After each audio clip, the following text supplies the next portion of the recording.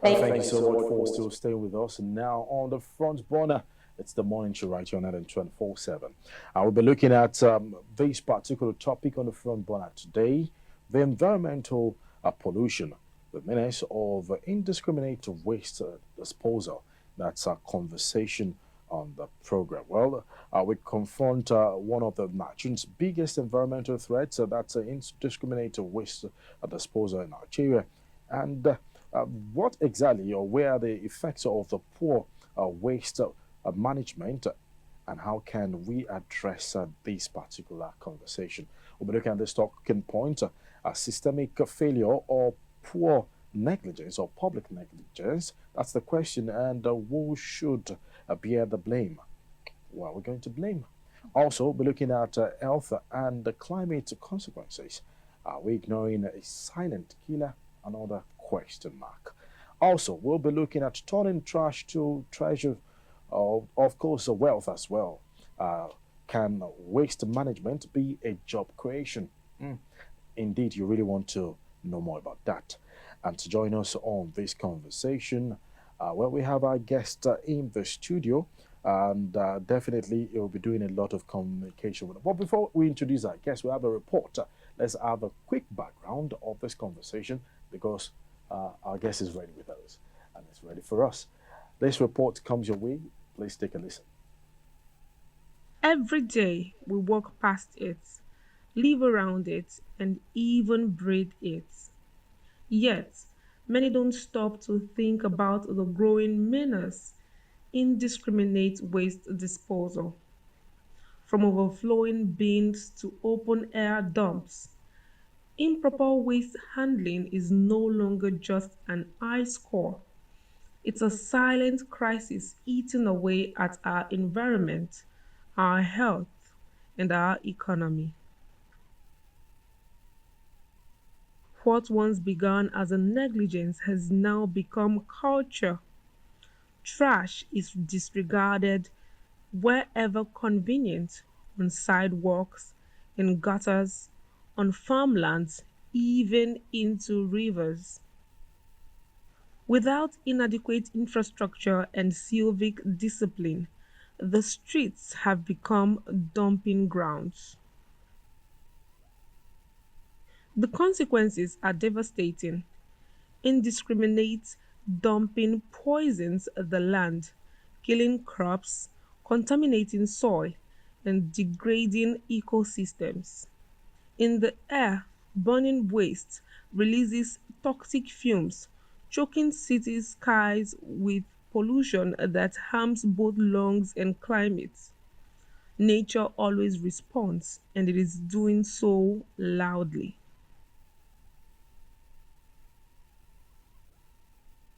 In communities closest to waste, diseases thrives. Contaminated water, mosquito breathing grounds, toxic air, from cholera to asthma. The link between poor sanitation and health is direct and deadly, and it is often the most vulnerable, children and elderly, who suffer the most. Beyond the environmental and health lies a quieter casualty, the economy. Clogged drains lead to a flooding that damages roads and stall businesses. Poor sanitation deters tourism and raises healthcare costs. And in a world moving toward eco consciousness partnerships, countries that mismanage waste lose global investment opportunities. But how did we get here? The causes are layered: insufficient public infrastructure, lack of awareness, poor enforcement of sanitation laws, and a general attitude of "not my problem." It is a cycle fed by both government inaction and public indifference. But the solution is also in our hands. Governments must invest and structured waste management systems, enforce environmental laws, and support recycling industries. Citizens must take responsibility separating waste disposal correctly and participating in cleaning up efforts. And for the innovators, waste is wealth. Around the world, entrepreneurs are converting plastics to paving bricks, waste to gas, and trash to treasure. Many cities in Nigeria now offer a glimpse of what's possible, turning nearly all its waste into energy. What sets them apart is not wealth, it is willpower, policy, and participation. It's a proof that waste management is not luxury, but a necessity that begins with intentional leadership and everyday discipline. The garbage on our streets is more than just waste. It's a reflection of our choices, our systems, and our future. It is time to rewrite our story because a cleaner tomorrow begins with what we throw away today. All right, a report from our correspondent and our colleague in Lagos, Doreen, right there, with erratic waste collection and little or probably limited infrastructure, systemic issues, which is very, very obvious, you must say. But one thing and one question is, what about the culture of street dumping and the refusal to sort waste at source? That's another question. Before we introduce our guest, let's really have a strong run through, a run up of some statistics, and these infographics will help aid in the conversation. In Nigeria alone, annually we have 32 million tons of solid waste, which has been generated annually. Lagos State alone produces over 13,000 tons daily, and over 20 to 30% of total waste is properly collected, according to research, and 179 million Nigerians live in an unsanitized environment, according to World Bank, also Lama, and many other sources. Um, the question is, who is responsible, system or the society? Now, in this particular situation, 36% of urban residents blame the local government areas, the councillors, the government, and the local government for poor waste removal, and 28% say citizens believe behavior is also part of the top issue, while 16% says, well, it's lack of bins and infrastructure. Also, 20% identify says enforcement or enforcement failure is also part of it. Lara, it's been a lot of conversation. It's a lot, really. It's a lot, really. Now, joining us now is our guest who's been in the studio. His name is Newell Nwachiku. Newell is a waste management expert, is an innovator, circular economic pioneer, and Abuja's architect of the waste to energy revolution. Newell, thank you so much for joining us on the morning show, and thank you for making it out here at such a short notice. I know how we bombarded you yesterday, back and forth, and all of that. Thank you very much for joining us. I know this topic is very dear to your heart. We've been talking even before we came on air, and I saw the passion with which you talk about this topic. Now, let me start by asking, what, in your view, is the root, the causes, right, of Nigeria's waste disposal crisis? Policy failure or citizen neglect? Well, thank you, Lara, for having me. And Ayo, good to Good see morning. you. Good morning. The question is, I would say, it's a blend. Of both. It's a blend of both. The government has a role to play, individuals have a role to play, and of course, PSPs, service providers, have a role to play. So you cannot combat the issue without everyone contributing to it. The only difference is the degree at which the stakeholders are involved. Yeah. And I think that's part of why we're having this conversation, to get to know how we can engage to get optimal effect and environmental solutions. You know, Well, amazing. I like the fact that you said, well, it's all together. You can't really say this person is not to be blamed. But I want us to, let's give everybody their responsibility. Apportion blame to Apportion blames to everybody. everybody now. How much of the responsibility lies, with the local government versus the federal, the regulatory agencies? So who is responsible for what? Is it the local government, the federal regulatory agencies? Where do everyone, fall in place? okay, there are tiers of responsibilities.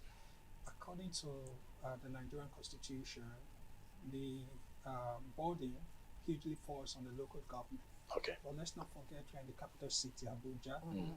Our city is peculiar in the sense that it's the Area hub- councils, no? yes, area councils. Yeah. So our dynamics are quite a bit different. Howbeit, the local government is an offshoot of the state government, and they take directions also from the federal. So you can't really single anyone out. But because the local government is quite closer to the citizens, the law, by its wisdom, deemed it fit to put the responsibility on the local government.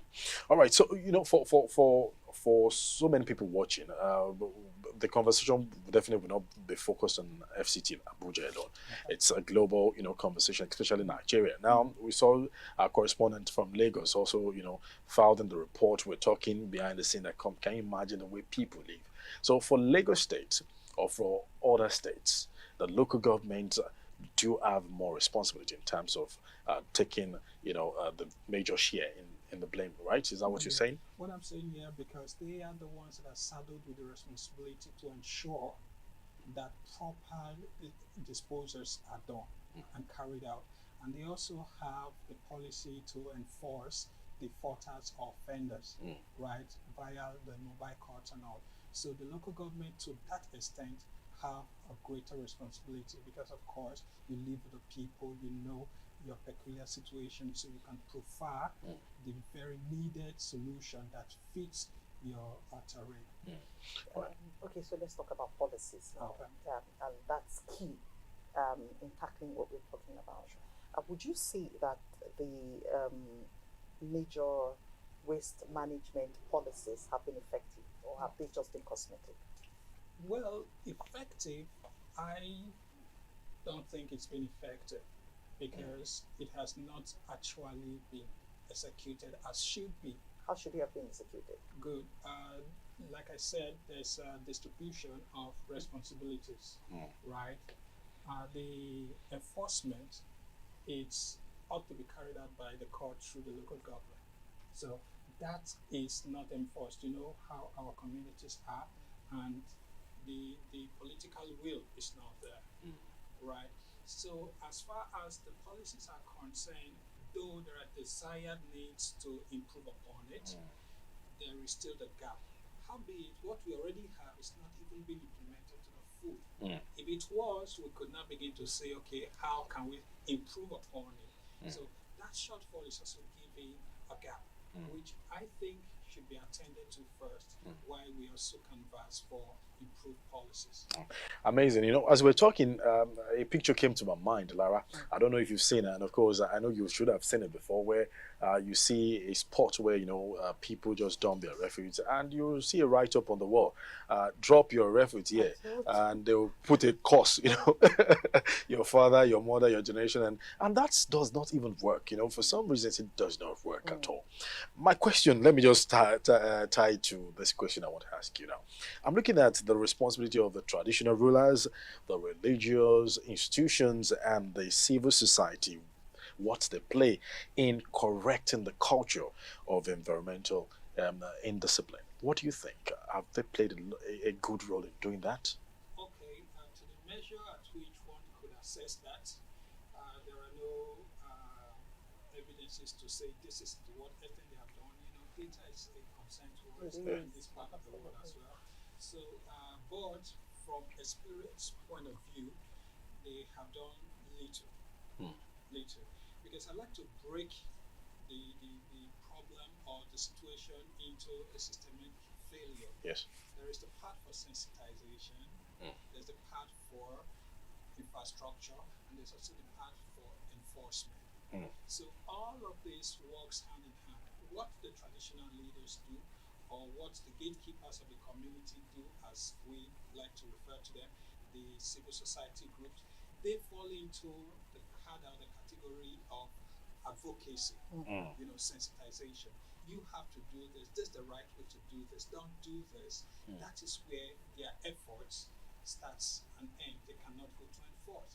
But when they do that, the government ought to ensure there is sufficient infrastructure in place to be able to ensure effective collection and disposal. And where there are defaulters, of which there always would be, then the enforcement part of things come to play to deter offenders. What we have seen in the field is that people take environmental law as optional because nobody holds nobody accountable. So they just do whatever they do. And I think that negligence is part of huge problems we are seeing right now. Because if you know that if you do a thing, the law is going to come on the you, consequences. yes, you would find the right channels to get it done. And where there are no right channels, you will call the attention of the right agencies, government bodies to provide or make that available. Oh, okay, so I'm concerned about the infrastructure gaps, the availability of waste bins, the availability of motorable roads for trucks disposal. What do you call those the trucks refuge, now? Refuge trucks, yes, and that infrastructure gap, the role it plays in what we're talking about is a concern, because it's a concern to you. But what can be done about it, especially in urban areas like Lagos, Abuja, Port Harcourt, Kaduna, and all those other places. Some of this, of course, not some. These trucks can't even access some of our roads. Yes. They can't. Okay, I think this is a good question, and it really bothers us per se. Recall as the president of an association, the Association of Waste Management Consultants and Contractors. This is at the heart of what we do. Yes. It's at the core. Now, because our urban planning, I don't think we really got it right. Even with the master plan? Yeah, with the master plan, it doesn't be fully implemented, as you know. Which is right. And urbanization is rapidly overtaking the process of the progress of work. Okay. So you see settlements that are Illegal. not planned, illegal, yet it does not stop refuse from being generated. Now, in the service, from our experience, we have understood that different terrains require different infrastructure. Coming back to the infrastructure gap. Now, Lagos is doing something that is really commendable. They have this PSP partnership where the Ministry of Environment secures compactor trucks, and with a partnership with the PSP, like our association, they give this on equipment financing. That reduces cost and makes infrastructure accessible. And we really want to encourage that. The FCT takes on that. Okay. We know the FCT minister, the Honorable Minister, yes, on Wiki, he's Mr. Proactive. Project and is in fact doing a lot. I want to enjoin him to look the way of the waste management sector. Something like that is needed absolutely in the FCT to help curb the miners. Then the other point I want to come to is the compactor truck is one infrastructure. The ranks where the infrastructure, the compactor trucks cannot access, it is encouraged that you use the smaller truck. Trucks, use okay. a smaller truck Okay. that can go into this area. But they're available. Yes, they are available, but for a business owner, having this is quite capital intensive, and then having payment for it. Not profitable in the long run. Yes, because people don't see waste management as something they should pay for. Because they can just go trash it trash anywhere.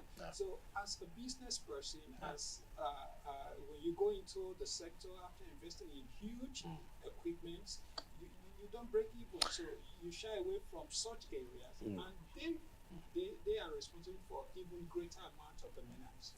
All right. Just a very quick follow up on the conversation we've been having with you. As you talk, I just know that I remember that in some estates. In fact, I think in Abuja, in some estates, they are very strict to this process. You must get a truck to trash your bins.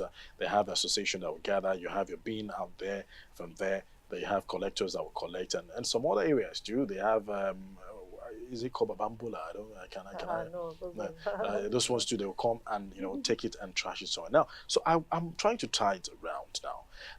We've seen places where even if you stay in an estate or you stay in an area, you just have this a trash leather now. You put your nylon bag and you put your trash in there. You put it in your boot as you drive around. You see any place that you feel that there's a collection there, you just trash it. through your window. But Lagos is doing something like you mentioned. There's a fine of 250,000 naira on any environmental offender. Do you think Abuja can go higher better so that we can see maybe 500 or 1 million? I'm just saying. Do you think that should be part of our conversation? Yes, I think it's a commendable feat, if you ask me, for Lagos State. Yeah. As a matter of fact, they have championed a lot of innovations. The circular economy thing. I don't know if you also heard of they trying to stamp out the one-use plastic stuff. Yes. Yes. They are championing this cause, and it's quite commendable. To go to your question, yes, Abuja can do better, and yes, Abuja should do better because we are the face of this country. Right. We are the face of the nation. We should be championing the cause. So for me, I think the government that is responsible with, as a matter of fact, that's another challenge we have in the FCT. We have a lot of regulators doing this ABC and D. Right? We need a synergy to be able to put all those resources together so that we can achieve environmental sanity. Like you said, sensitization, we cannot say it loud enough. It needs to be ongoing because behavioral change is a process. Right. It's a process. We need to keep going, and of course, the enforcement needs to be enforced. So when you sensitization and advocacy don't work for you, perhaps enforcement will work. All right. So, like you said, kudos to the Lagos State government. Recently, a guy went viral on social media. He trashed his stuff somewhere. Okay. Somebody saw him, recorded him, and took it to the Lagos State government, and then they tracked him down and arrested him, and he's been sent to jail. And I think he paid some fine as well. Yeah. So that you pay fine or you exactly. fine. So that's and that also underscores the role of the citizens. Say something, say something. Yes. Amazing, so it's just to buttress your point that the Lagos State is taking the initiative and is doing it well. So I want to take our second talking point now, which has to do with the health and climate consequences. Are we ignoring a silent killer? Now, while heaps of trash are easy to see, the real dangers are hidden. Blocked drains lead to flooding. Stagnant water breeds mosquitoes. Methane from dump sites accelerates global warming, and burning plastics sends toxins straight into our lungs. Yet, waste rarely enters the national health discourse. Let's have a look at the health impact of poor waste management. Now, we have cholera outbreaks in 14 Nigerian states linked to waste-clogged water resources. Malaria accounts for 27% of global burden, worsened by stagnant water. Over 100,000 deaths every year from air pollution in Nigeria. Unregulated waste burning releases dioxins, furans, and black carbons. And that's according to the NCDC, the World Health Organization, the World Bank, and other sources. Now, Newell, what are the most common health issues directly linked to indiscriminate waste disposal? We've listed some of them, but since this is your field, you may be able to maybe tell us some that we have not listed here. Well, the list is not exhaustive. I was listening to an expert yesterday. He's from the Association of microbiology, and he was talking about parts per liter. Now, there's one that's called microplastics. Now, microplastics gets leached into the water bodies, and when you take that, it begins to interfere with your body fluid system. And those microparticles, they also can cause blockades in Flow. of Blood flow. blood and all of that. So it comes in a myriad of health issues, depending, everyone have different makeups and different health conditions. But cardiovascular issues is on the high. Yes, cancer, as we know it, cannot be tied to a thing. Yeah. But then experts are saying that this could be a contributing factor. Especially for the lungs. Yes, for cancer and all of that. So if you X-ray it on the broader end, the truth is that we are ignoring a silent killer. Because people want the waste or whatever leaves your premise, you think that's the end of it? Of course not. If you do not take the responsibility, just like you said earlier, to ensure that the right thing is done, it gets back to you because it cycles into the food chain. Yeah. And of course, we all go to the market here. We buy veggies, we buy meat and oil. Our livestock feed on grasses, which can also take nutrients from The infected, contamination. contaminated soil. It's just a chain Oh reaction. God. Now you're staring me. It's a massive chain reaction, and Honestly the speaking, picture you painted, you just want to. it's a circle. It's just that you just want to create your own world, your own. Like just if you're able to do that, and that's why maybe green farming, greenhouse farming, and all that And don't even touch on the greenhouse gas effect. effect. We are having increased cases of global warming, flood, typhoons, and all of that. And people don't know how to link these things up. Now, perhaps this could be a good platform to do that. The global warming concept, you mentioned a greenhouse house, greenhouse house effect, talking of the methane, the CO2, and oil. Usually, nature has a standard buffer system that resets activities. But increased industrialization and, of course, foreign introductions of these chemicals that are made from our plastics and all of that, what they do, the CO2 effect, when it goes into the atmosphere, it traps. It doesn't allow air to go through. So what that does is like you having a lid over a can and you are heating it up. So it gets to the point that the heat begins to impact, and then the glaciers begins to melt at the polar ends, and then there is excessive water flowing through water channels, and then you begin to see flooding.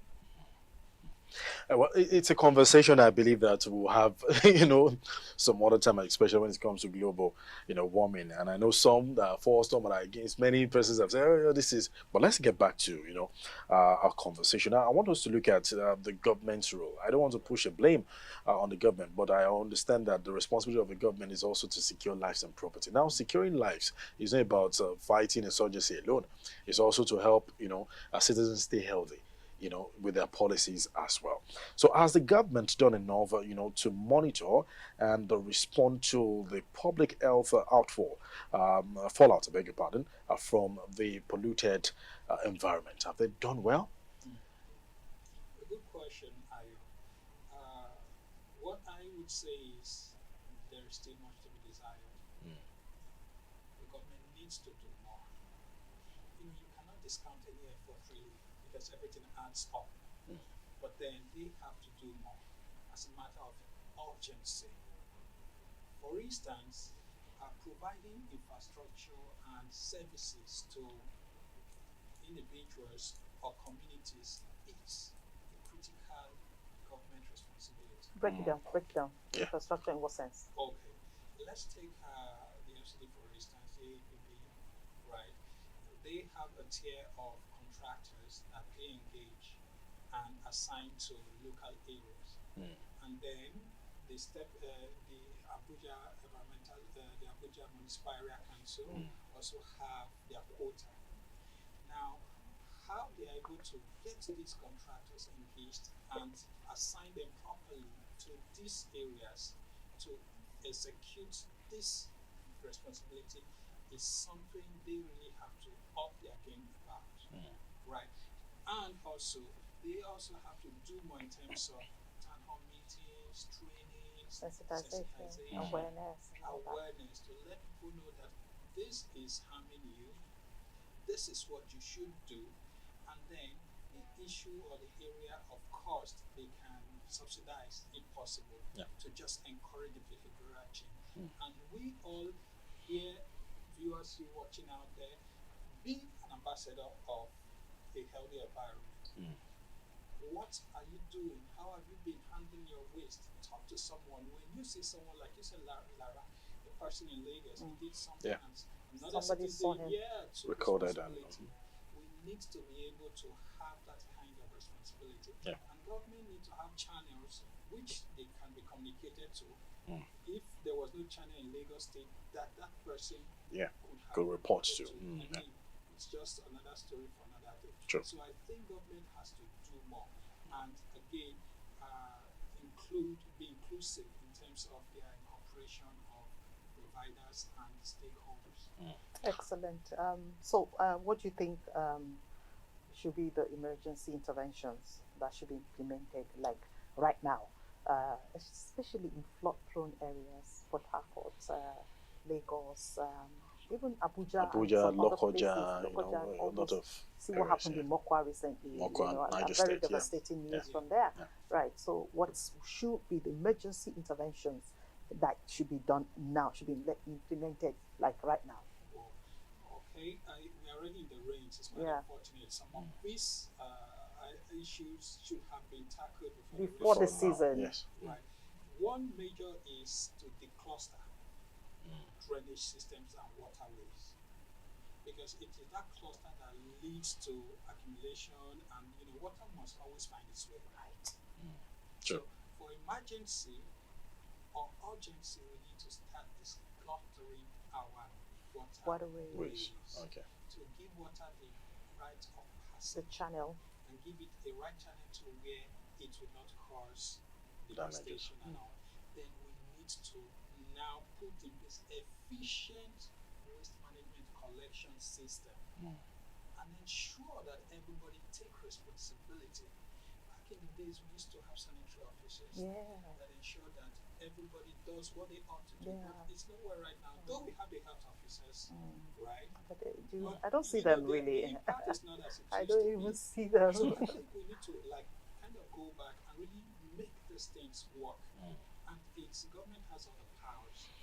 All right, amazing. Before we go to the third talking point, a very quick one. I want to take your reaction on this. How do illegal, dump sites and refuge burning affect vulnerable groups like the pregnant women, the children, the elderly ones? You just see people, the trash it here, put kerosene, burn. How does that affect her? Thank you for that question. There's what is known as particulate matter when you incinerate refuse. And even when a dump is building up, indiscriminate dump is building up, it emits or gives off some gaseous substance. Now, particulate matter can obstruct your breathing system. And that's a no-no for the elderly or for the pregnant. So it's a danger, it's a disaster already. And the retarded ash from the flames, it's a lot of combination of chemical substances that you cannot even place your hand on how far damaging the effect can be.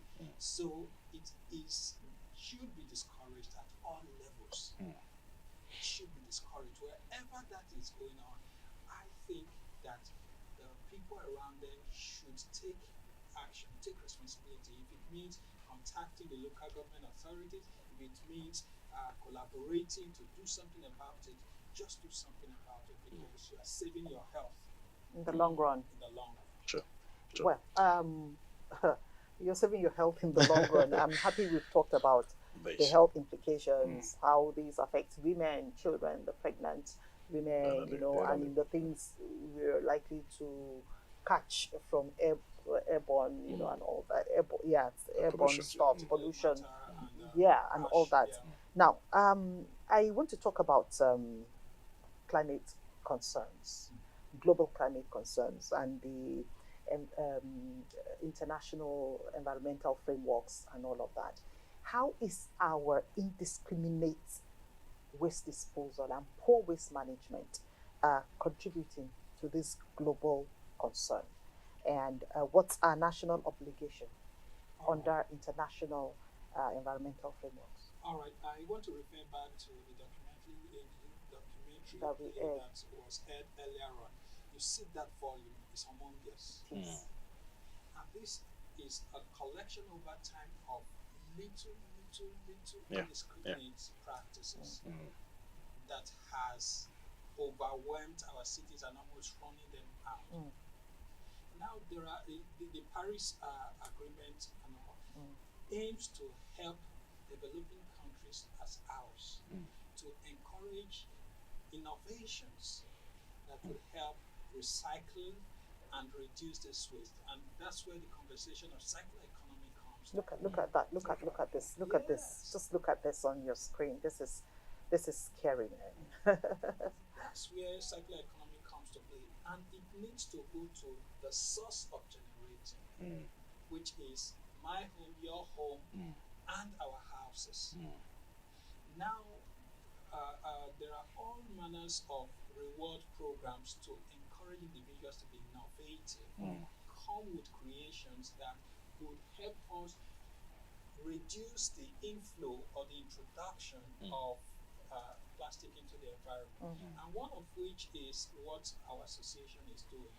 We are championing an initiative, the Green Loop Recycling Initiative, where participants are rewarded to carry a green consciousness. And how do you do it? You just turn in your recyclables rather than trashing it in a waste bin whereby they are just lifted and you don't know what happens to it. Be an ambassador, a green ambassador, right? That's it. The reward is just a way to encourage that.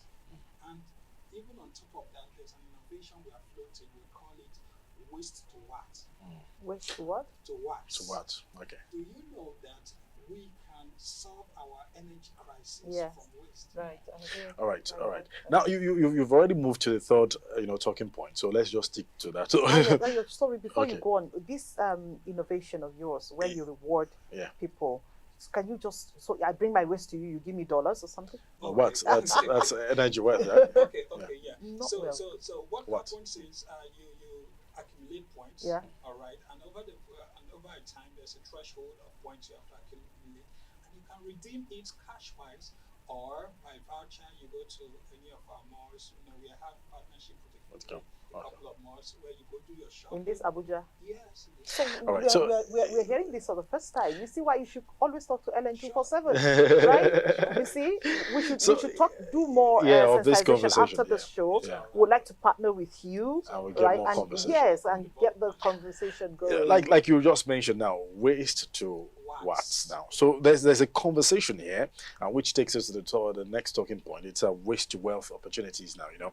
So I know our guys will give us the info right there. In Nigeria alone, Nigerians recycling industry is worth over 1 trillion naira annually, and one job per 400 tons of waste is a formal informal sector versus one job per 10 tons in recycling sector. If you check those, if you compare both, it's quite. We've not tapped into these We haven't. effectively. So my question would be, since you've already started this waste, but let's go to how to make money from waste. They say there's ego in the bush, in the waste. So how do we make money from waste? What are some viable business models currently succeeding in Nigeria, informal or formal waste sectors? How do we do? You just mentioned this waste right now. So can you elaborate I will more start with into the that? informal sector. At the informal sector, basically what they do is the sorting levels. So you must have seen some of the informal players. they collect some of these things and they go somewhere and then they begin to separate. Yeah. We call it sorting. When you get a typical bottled water, for instance, the cap is a different material. The body itself is a different material. So when you get it and you want to pass it through recycling, you don't pass it through the same time. Oh, So okay. you have to separate it. Okay. So at that level, when you separate, they are priced differently. So there are the recycling companies who seek these raw materials to fuel their productions and industry. Then at that level is the first level, separation and segregation. Yeah. Now the other levels, the in between is a job creation. Yeah. Right? When these activities engage, like for the Green Loop Recycling Initiative, for instance, Yes. we have a crewman that goes with the driver, and we have sorters. Okay. That's like 5 jobs in just One move. one move. Wow. Right? Then there are tons of initiatives. I've heard of a lot. There's waste to fabrics. There's waste to paint. There's waste to energy. These are innovations in the formal sector. Now, people make enterprises out of these innovations. They seek to reduce the cost of raw material while providing value. And of course, they engage, they create jobs and make life more livable for people. Yes. For the waste to paint, I got to understand, it has repellents. So when you get from that, you don't bother about essence and thereabout. It's self-dual purpose. Beautiful. So you see these innovations, they are the formal levels. And for us, we consider the energy sector as something we can want to focus on. contribute to. Oh, okay, amazing. Because we have energy poverty. Yeah. And in recent times, the government has been tinkering with the idea of the solar panel import and stamp duties and stuff to encourage local production. Yes. So we are looking at powering houses via Waste. Amazing. And it's going to cut the tariff that you spend on regular power.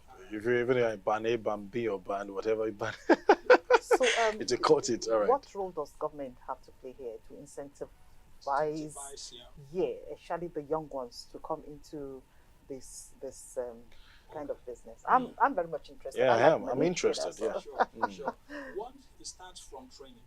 Yeah. You have to build capacity. Yeah. You need to help young people see the value in this because they have bright minds. Right. When you give them a spark, they will turn it into a flame. Yeah. So it starts with a national, if it's a national program that is targeted for this. We have a lot of empowerment programs, Sweden and the rest. They kind of focus more on craft, and other skills.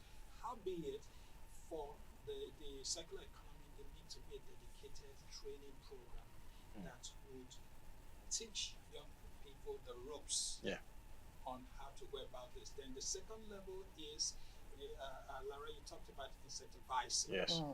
You need to have funding. Yeah. The waste management sector is a capital-intensive sector. Oh. Because when you think of logistic costs, you think of payrolls, you think of overhead and all of that. The young, if you're just up and coming, you can't engage. Can venture into that.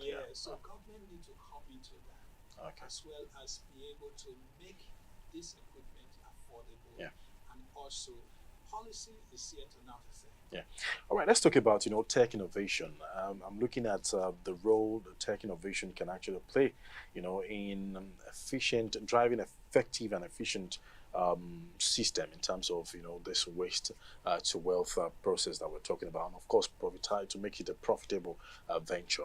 We're looking at the app, the data. We're looking at data collection. We're looking at smart bins. We're looking at many. How do you think this can play out?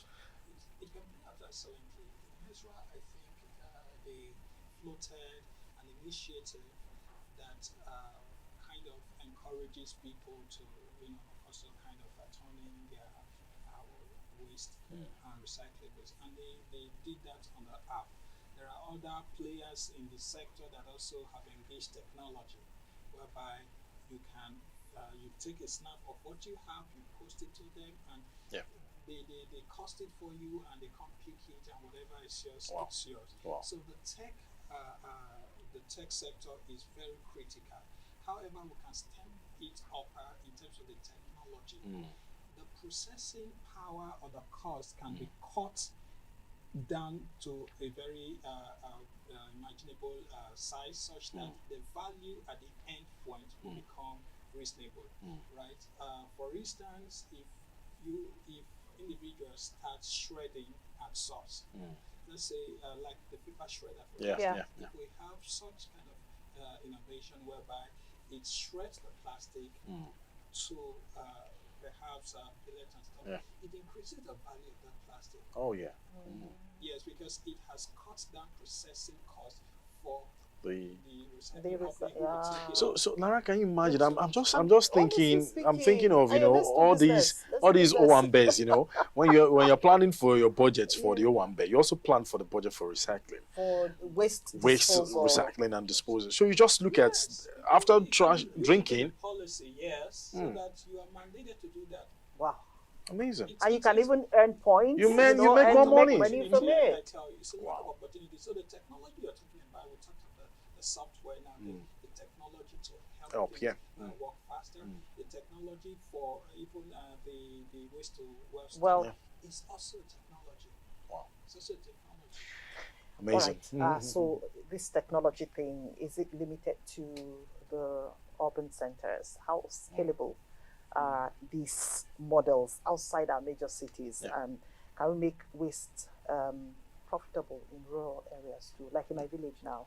Can we make it profitable? Sure, we can. How? We can. I want to speak to the innovations we're currently floating, because it's one of the core points. Okay. You know, energy poverty is more felt at the rural. So when the innovation comes up, we already the prototype is already near completion. It is meant. It's a solar panel system which can be installed in my village or village, that healthcare, and light things up in the rural areas where there are off the grid. Wow.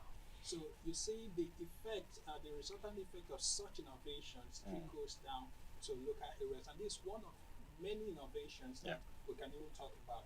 When you talk of fabric, cheaper fabrics, you know, waste is also processed into fabrics to drop the cost of fabrics, and all of these fabrics is to also get to the low-income earners and cater for maybe clothing and shelters. And there's a lot of things waste have been used for, right? There's the fiber that's roofing sheets and stuff like that. All of these things to drop cost of some of these things. I also have seen where plastics are recycled into kind of plastic blocks for building houses, right? For building houses. And Yes, I've seen that. I've seen that, and I heard it's environmental friendly. Yes, it is, because any innovation that comes from that has one. In fact, all of them has one core objective. It must be environmental. All right. Very quickly, let's look at polls. Every time we have conversations like this, we engage our viewers, you know, how they're to see what exactly how they feel about it. To feel the pulse. So let's look at this. The question is, who do you think holds the biggest responsibility for Nigerians' waste and disposal problems? And we have options there. Government and the local governments. They have 33% citizens and community 0%. Private waste firms. Like 17%, and all of the above. Well, everybody. So what do you think? 50%. What's your reaction? Yes, like I said when we started out, it's all of the above. It's a synergy. It's a synergy. It's a synergy indeed. Howbeit, I think behavioral change fuels all of this. Because that is what really kickstarts everything. True. If everybody sees and takes responsibility of our environment, even if there is no provider close by, they can rally among themselves and get a provider. Because government cannot do everything, of course. There are these providers you can call, you can ring us up, please, we need this service. We'll extend it to you. Yeah, so just as we're running out of time, I want you to talk to the young Nigerian looking to enter into waste to wealth space. Like me now, You just want a disciple. You Yeah. just, And you just want one another a to. smaller disciple, Yeah. maybe. You know. Well, So, Yeah. what advice would you give me, and maybe somebody, maybe a young Nigerian who's Who wants to do looking this? to go into this kind of business, and is it lucrative? Yeah. it's lucrative, although you have to put the work. Mm. Yes, it's not a get rich quick scheme. Okay. Yeah. So for a young Nigerian, I would say first and foremost, start where you at. Okay. Do you drink pure water? And I don't. Okay. Average Nigerians do. Yeah. The Sachet. Sachet. sachet is recyclable, Yeah. Okay. so you can start collecting that. It's off the behavioral thing. Around your vicinity, get ownership of the health and the cleanness of your environment. So when you see things, when you begin to do that, you're already in. You're already in it, because all you need to do is just to get scaling. So first thing first, right? You can reach out to people like us to be, perhaps mentor you. You ask questions where you have you agree on, and we can talk to you on that. And of course, consulting for private bodies and organizations. Remember, I'm from the Association of Waste Management Contractors and Consultants. Yeah. Right. So we consult and also we offer the service. No, we're not doing it alone. Lagos is also, always joining, but because of time, Doreen is just shouting. I want to have a question. I have a question for no, but but let's if Lagos is ready, let's just say hello to Lagos. I know probably because of time, so that we can't. If Doreen, do you have any question? Very As quickly. we attempt to wrap up.